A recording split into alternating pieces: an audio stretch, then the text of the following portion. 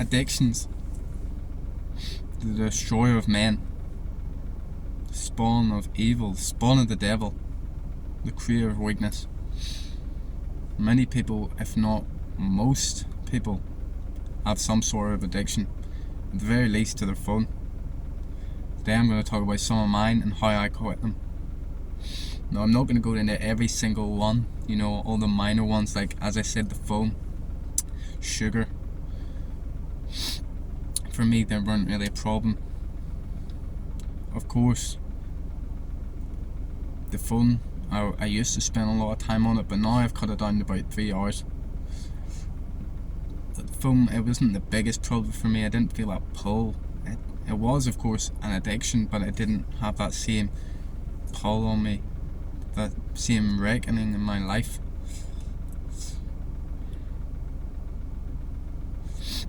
So, my first major addiction, we'll talk about video games.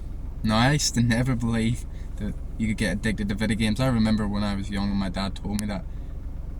Like, I used to fucking laugh at him. I'm hardly addicted to video games. But looking back, it was so clear. I played games since I was probably quite young, maybe like 5 or something. Now, I wasn't a full-on gamer at that age, but I played the Wii every now and again. But I still think that was problematic. Personally, I set this foundation for instant gratification. But I started really playing video games when I was 15. When I got my own gaming PC. At first it was just single player games, but I was still playing it every day and I was quite addicted. But when I got friends from my school to play with me, when I started playing with friends from my school, that's when the real addiction started. Because it gave me just far higher levels of dopamine, far higher levels of excitement, fun at the time. It was far higher levels of fun, and therefore was really addicting. I used to play Arma 3 all the time. I think I've got about 1,000 hours close to it. That was our main game we used to play. You've probably never heard of it. It's like a sandbox. We used to mostly play like a role play and like a life, sort of like GTA RP before GTA RP. But I used to love it. It used to give me such a thrill, such a rush. But I got so addicted to it and other video games. Some clear signs, looking back, that I was addicted. First, I remember when my friends wouldn't get on when they were busy, or wherever, they just weren't getting on that day. I'd get so angry. Sometimes even fucking just cursing at them, saying this about them, that about them, getting so angry and sad, all because they wouldn't get on. Me and my friend, we would call it refusing to comply. Another big sign, and I specifically remember this one time, but it happened multiple times. My dad, I was playing Arma 3, and I was shouting, because I was getting all excited. My dad came in, and he turned off my PC, because it wasn't the first time I'd be like that. So he was annoyed. He was sleeping, he had work the next day, so he came in and shut it off. And I remember I just had a complete mental breakdown. I was angry, I was crying. Oh, it was horrible, it felt horrible. And looking back, that's because I was severely addicted. I think, I might have one of them addictive personalities, as people say. I don't really have experience with other people. Some people say they don't really get addicted to things. I've had addictions my whole life. I still struggle with it today. But I got off video games I wouldn't say pretty easily, but compared to the other two I'm going to talk about, it's quite easy because it kind of just fell away. I got bored. I found a replacement, something stronger. I found partying and drugs. So when I was 16, I started partying, started drinking, started doing drugs. Well, I started doing drugs at 17. I started partying, and it was way funner, because I was lacking social connection, or at least I felt I was. So this is exactly what I wanted. I wanted to go out and party. I was looking at all the cool people and partying, and that's what I wanted, and I fucking got it. I met some new friends. and I started going out every week drinking. Eventually, 17, I started smoking weed. I tried it and I liked it. It was pretty fucking good. Now, I had some very scary times that I'm not sure how it didn't send me away from weed. You know, my third time doing weed, I had an insane trip, DMT. Like, I was unconscious, but I was tripping. You know, at one point I thought I was dead. There was nothingness, no sound, no feeling, not even real thoughts, just consciousness, blackness. Not even black, nothing. And I thought I was dead. Somehow that didn't turn me away. I kept smoking weed, kept drinking, partying, and always said to myself, I always said it, I would never do anything else. I would never do hard drugs. Lo and behold, the time came when my friends got hard drugs right at this spot where I'm at, outside Pool Hall. I'm in the car park right now. Right at this fucking spot. It's the first place I bought drugs. Now, originally they didn't tell me about it, but I was wondering what they were doing. Like, I was upstairs and they were outside, and then they told me. And then, you know what I thought? I'm gonna do drugs. It didn't even cross my mind at the time that I used to say that I never would do drugs. It was just okay at this point, for some reason. And I did my first drug. It was ecstasy. And to be honest, it was shit. My friends were fucked, but it didn't really do much to me. But it left me wanting more. And that's what drugs always done for me, especially MDMA. It always left me thinking, oh, next time will be the time. Next time will be the best time ever. You know, always chasing the dragon, as they say. You know, they always say, like, oh, you always look back at your first high, but for me it was the opposite. I was always trying to get that crazy high everybody talked about, because I never really had insane highs of a lot of drugs, you know. Of course I got fucked up, but it wasn't like the best thing ever, like everybody would talk about, like, oh, I wish I could get my first trip back, you know. Well, the first trip of weed was really good. Anyway, I did this from 16 all the way up to 19, just partying, destroying myself. And I started getting wake up calls. You know, I started fucking up my life. First, it was up here. I started going crazy. Started going real crazy. And this was when I was at my worst. I started doing stuff every day. I was huffing butane, which is lighter gas. I really fucked up my mind. Get crazy thoughts, just gibberish in my head. And my head it just felt fried. But that didn't stop me.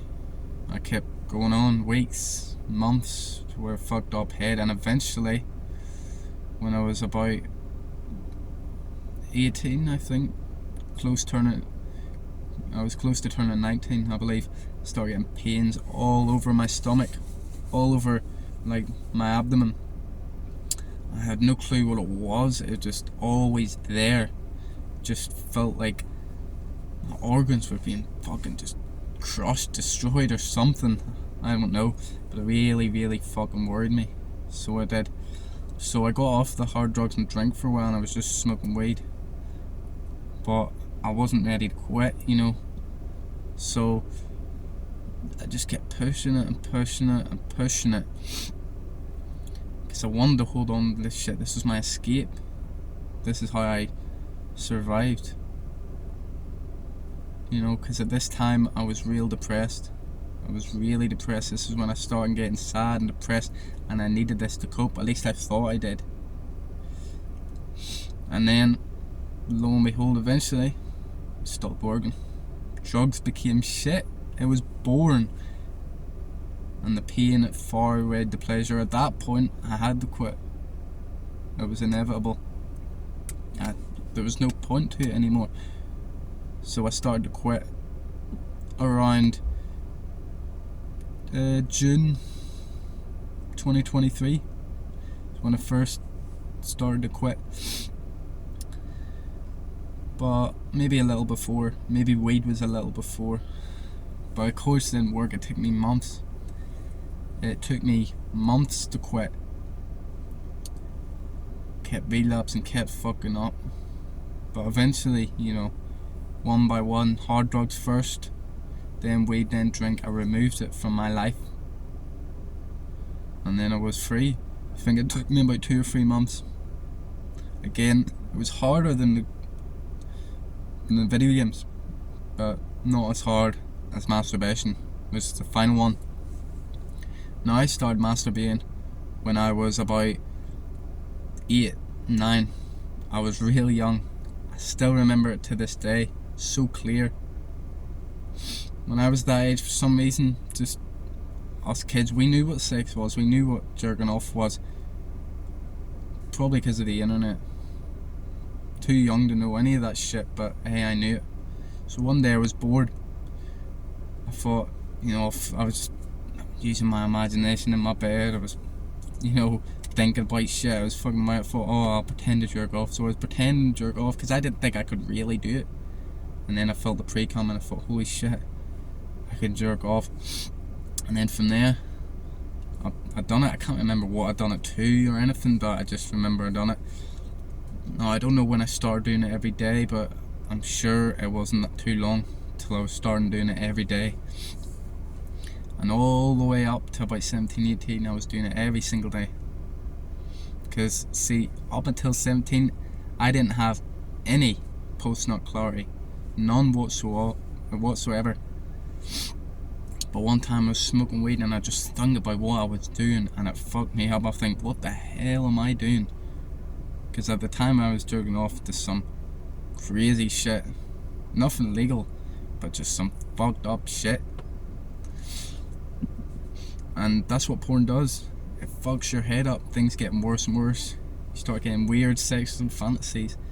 Your brain is just constantly thinking about sex and all that. So I decided to quit after I had that wake up call. But it didn't work out so easily. It took me months to get to even day 3. Months to get 3 days without wanking. But I kept trying, I kept on trying. And now I'm at the point where I don't do it. Basically, I'm not perfect, it still happens. I can't even lie.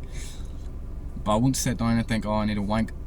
It'll be more like I'm lying in my bed and then I'll get the urge and I'll do it for like 30 seconds, a minute, and I'll be like, what the fuck am I doing? And I'll stop straight away. My mind just goes unconscious for a second, probably because the habit just built up over years. I did it last night, unfortunately. That's maybe why I did this video today. But yeah, it took me a good even 3 years to get to where I'm at now, where 99% of the time I don't do it. But then once a week or so, I'll do it for a slight wee bit. And then I'll think, fuck, what am I doing? Pretty soon though, I know, it'll be gone completely from my life. Now, to finish off, I'm going to try and explain how I quit my habits, the drugs and the masturbation. And hopefully it'll help. I'll try to be quick because the video's going to end because I'm running out of space on my phone. I'll need to delete some shit or something. But basically, there's 3 or 4 keys I think you need to quit. Now this might not be the best way to quit anything. Might be better ways. They talk about the 12-step program stuff for drugs. I don't really know what it is, but this is how I done it, and it might work for me. First, of course, you need to want to quit. If you don't want to quit, you're not going to quit. The pain needs to outweigh the pleasure. Secondly, you need to get away from that shit. Surround yourself with good people if you can, but if not, remove yourself from the bad people. That's for drugs, with porn. Delete your social media, delete things that lead to it. Just get as far away as possible that, and surround yourself with good people, whether that be online through a pseudo relationship like this. Because if you didn't know, content can also help, or if it's through real life relationships. Next, one of the most important, you need good habits. You need to focus on the good habits. Gym, meditation and reading are the cornerstones, but of course getting up early, eating right, all those things will help. Because see, sugar for me, it leads to me jerking off, at least it did. Other bad habits lead to more bad habits. And then finally, you need time. Finally, if you don't wait, you'll never get it. True addiction takes time to break. It could take years, as I've said. See, what I think separates the people who quit from the people who don't quit is this last step, the time. Well, all the steps maybe, but this key part is the last part. Because if you have this, eventually you can get all the others. People, they want to quit and they try it for 2 weeks and it doesn't work. They relapse, they think they've messed up. Watch my video on relapse and you'll understand how relapsing isn't a big problem. But anyway, they try it for 2 weeks, they give up. See, that's where you feel. The difference between people like me who quit, people who don't quit, is we don't set no time on it. I knew to myself that no matter fucking what happens, no matter how long it takes, I'm quitting these substances, I'm quitting these habits. Because they were destroying my life, destroying my future. So there you go. You've got the tools. As I said, the end was a wee bit quick because the video is very close to ending. But I hope this helps. Anyone going through any addictions right now, or if you're younger, I hope this maybe stops you getting in any horrible addictions and makes you realise that it's just not worth your time. You don't want to learn the hard way.